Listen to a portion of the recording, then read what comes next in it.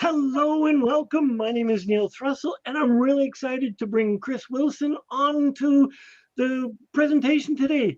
And Chris works with men to get them out of the messy middle. That's like the messy middle around the waist or the messy midlife part. Whichever you wish, I'll help you get there. Whichever you wish. Okay.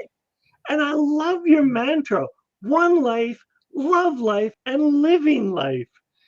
I really love that. And to me, as a simple segue, if you're living that mantra, you cannot help but add success into your life. So, job well done. I love it.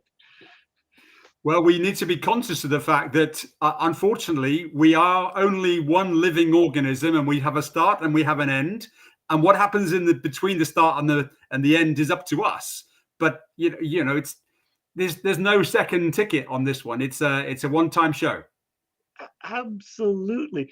So, I like to start off, I'll jump in. So, the younger version of Chris, right out of school, whether it was uni or high school or where, what was your version in the young, naive, take over the world Chris's version of success? Well, that's a great question. At school, I was not really particularly the sharpest tack in the box. From a study perspective, I really enjoyed. We had a cadet force at school, and I really enjoyed the adventure part of that, and I leaned into that massively. And then that actually took me from there into a scholarship with the catering corps, and I wanted to go and get my commission as an officer in the army. And I went for Sandhurst, which is the sort of echelon of brilliance of a commission in the UK. And they said, "I'm very sorry, Chris, you're not ready. Either you're not ready to be conforming, or you're not a conformist in terms of the military education." And I think actually it was the best thing that ever happened to me, because I soon realized that I wasn't really willing to always go with the flow. I was my own spirit, and perhaps lining up in ranks and doing things at a certain time to a certain order, I maybe wasn't the right part of that mechanism. So that was the younger me. Sweet. So, what you're saying is that society, your hometown, the British society had this, what all young boys should look like, feel like, do, and you were already breaking that mold that you couldn't or didn't want to fall into. Well, it was just one path. I think Yeah. actually my path was more grammar school, education, university, degree, and then go into perhaps some kind of profession.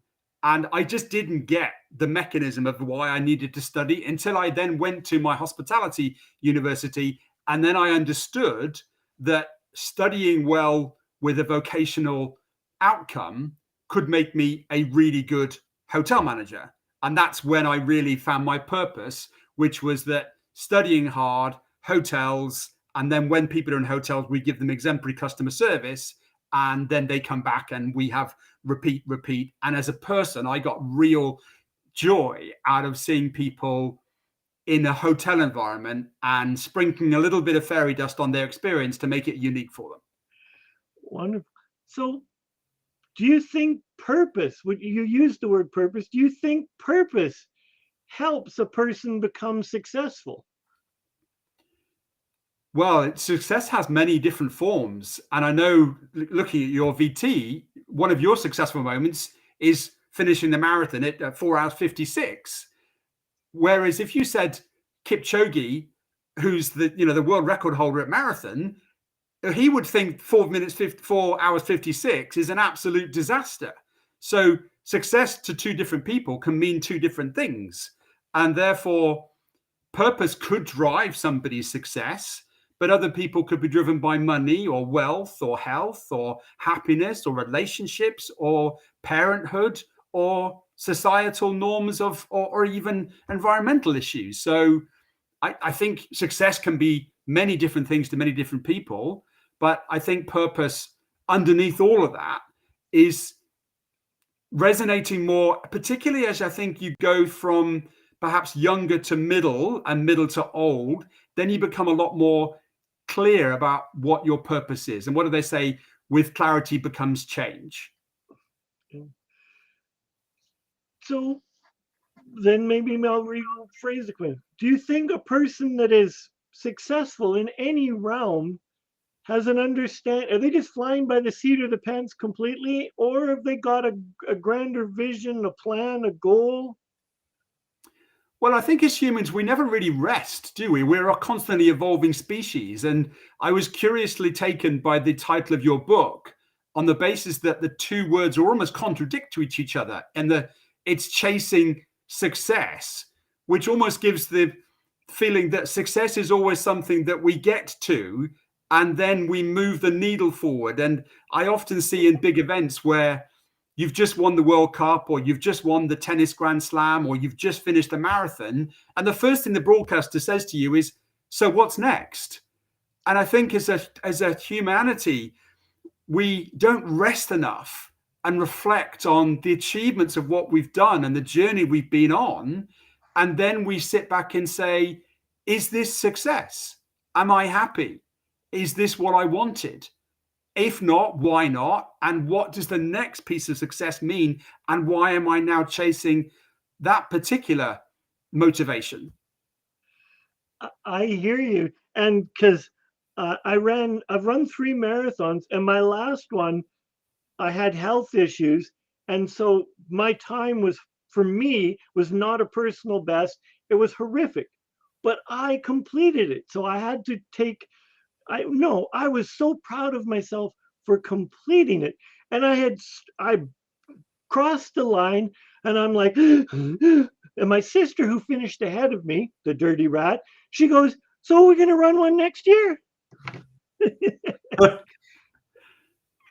And I hear, because it did take a little wind out of my sail, because I didn't have a chance to fully feel into the accomplishment.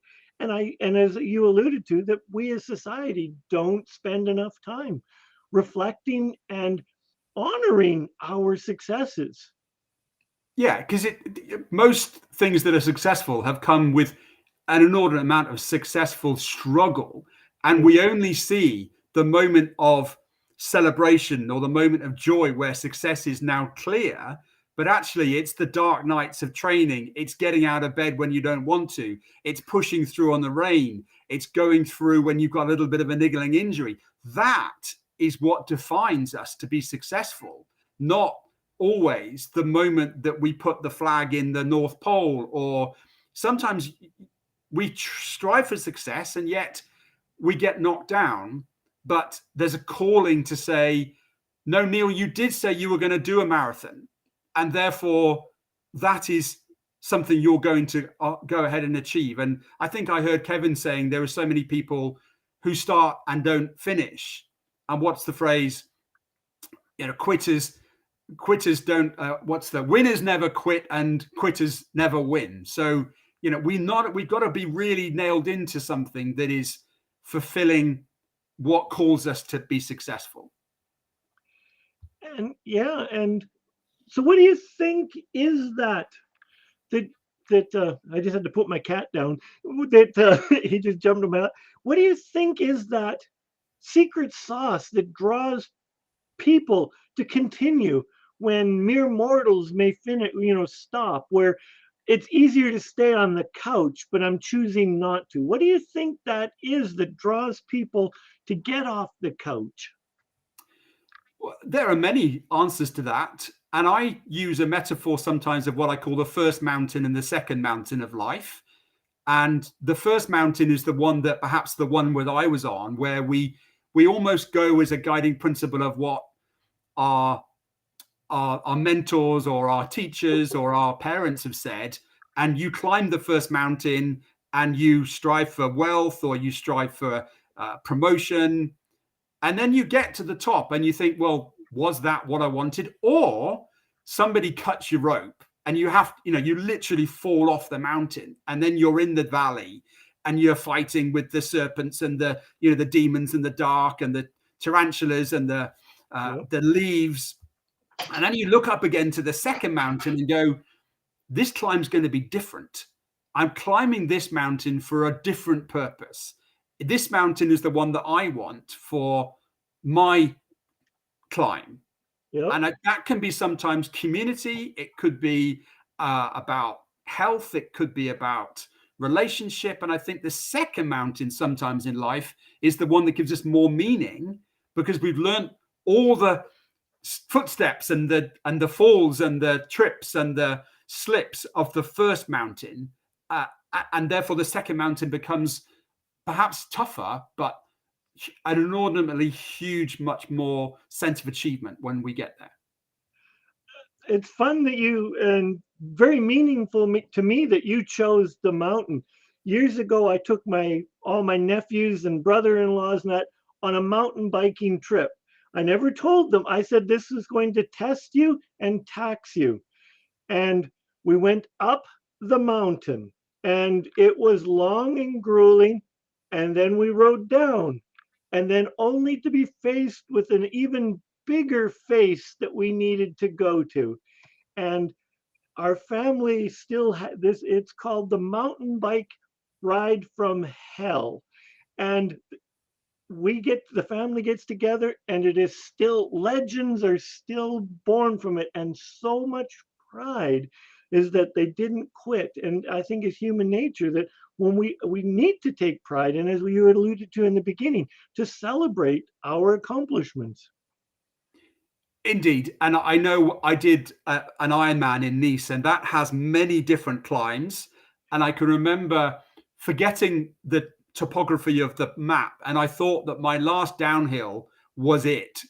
And I turned a corner, and it was 37 degrees, really hot. And I've been cycling now for about 5 hours. And I just looked up at this massive road and this never-ending trail of cyclists just grinding the gears. And there was every little piece of my head was saying, stop, pick up the bus. You can be in the Mediterranean in an hour, sipping a cold beer. But I said to myself, I've been training for this for 6 months. I have to push past that head voice and just basically tell it to do one. And I had a mantra of Nelson Mandela's poem that he described, which is Invictus. And I just started grinding out of the night that covers me, black as the pit from pole to pole. And I just ground out this poem for the next hour, crank after crank, pedal after pedal, until I got to the top. And it's sometimes adversity, you then draw on that. The next time I was thinking, stop. My little head said, remember the last time you were in this moment? You fought on for an hour and you did that. And then as a result of that, you crossed the finish line of the Ironman. And I think sometimes it's those moments of truth where you have to look in your soul and say, can you do this? And your soul comes back and says, yes, you can. And that for me is what humanity is about, in that we're so much bigger than the sum of our parts. And we are also so ready to stop based on the voice that asks us to stop. I have my own story on that, but we don't have time. A similar thing. So what do you think? Because that's what you've said is, I think, the defining moment for success. Because you could have quit, but you chose not to. And so many people in the world have a defining moment.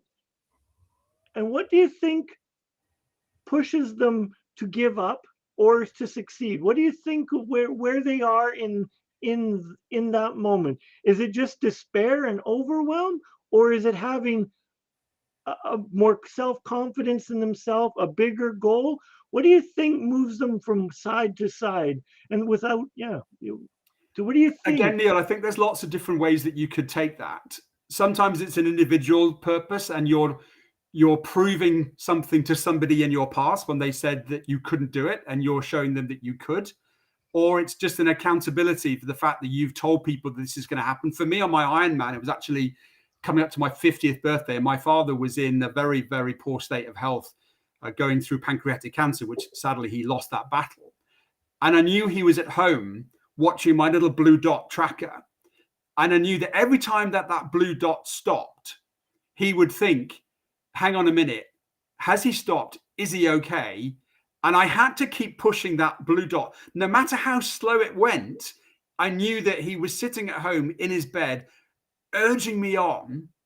And that for me was what took me beyond pain, beyond suffering, just thinking, I have to show him I'm moving forward. I don't care how long, how slow, but I don't want him to worry because he's got enough crap on his plate right now without thinking, is his son going to bail out of the Ironman or not? Absolutely. So, yeah. So we're all at some point, whatever it is, we're faced with choices. And I would encourage you, when you're faced with adversary, turn into the wind and face it head on, as opposed to retreating, because you'll never regret completing something, but you possibly will regret not completing something. Without a doubt, Neil. And also, we shouldn't really hold ourselves accountable to the judgments of others, because the fact that you, Neil, did a marathon in 4 hours 56, some may say that that's not a particularly quick time. They had no idea what you were doing at that moment to pull yourself across the line at 4 hours 56. And probably 96% of the people who may be dissing you haven't even run 5K, let alone 42. And therefore, be proud of whoever you are, whatever you are. If you're doing something better today than you did tomorrow, then you're moving forward. You don't have to be the next Neil Armstrong. You don't have to be the next Roger Bannister, but just be a better version today than you were yesterday. Absolutely. I think there's the saying, to improve by 1%. Well, even 0.01%, that if you read Atomic Habits, he says if you just do 0.01% every day, at the end of the year, you'll be 37 times better than you would have been at the start of the year. But if you decrease by 0.01%, oh, wow, you are so far behind where you started. So just those incremental little things, and I talk about those as fundamental basics. Every day, what are the things that are going to move the needle forward? You know, and I have my chart. It sits here next to me every day. Those are my things that I say to myself, no matter what happens, by the end of the week, these are the things that matter. And they're around my fitness, around my work, around my relationships, around my self-discovery. And I've said to myself, do those things. And as long as you're doing those, you can feel confident that the needle's going to move. Absolutely. And what the sub part in there is, it sounds like you have a plan. Yeah, I'm a bit fastidious on plans and routine and just having small little systems, lots of little systems that all account to a bigger picture. But there are things on relationship, on health, on wealth, on time, on self-discovery. And I kind of put them in a bit of a pot and then assess every 90 days, which was the bit that I'm missing out on. Okay, I've maybe not been as good with my relationships as I should be. What can I do in the next 90 days that's going to move that out from a low performing to now be high performing? And I might share that with my partner and say, by the way, I think in the last 90 days, I haven't quite been the person that I could be. What I'm going to do is, and when you share that contract with somebody else, it gives you a higher layer of accountability not to stay in bed or not to go on Netflix or not to be listening in a conversation. Absolutely. And I can't believe our time is up. Chris, is there something that you would like to leave our viewers and our listeners with before we exit? Well, my website is mid-life.men, and there's a lot of resources on there.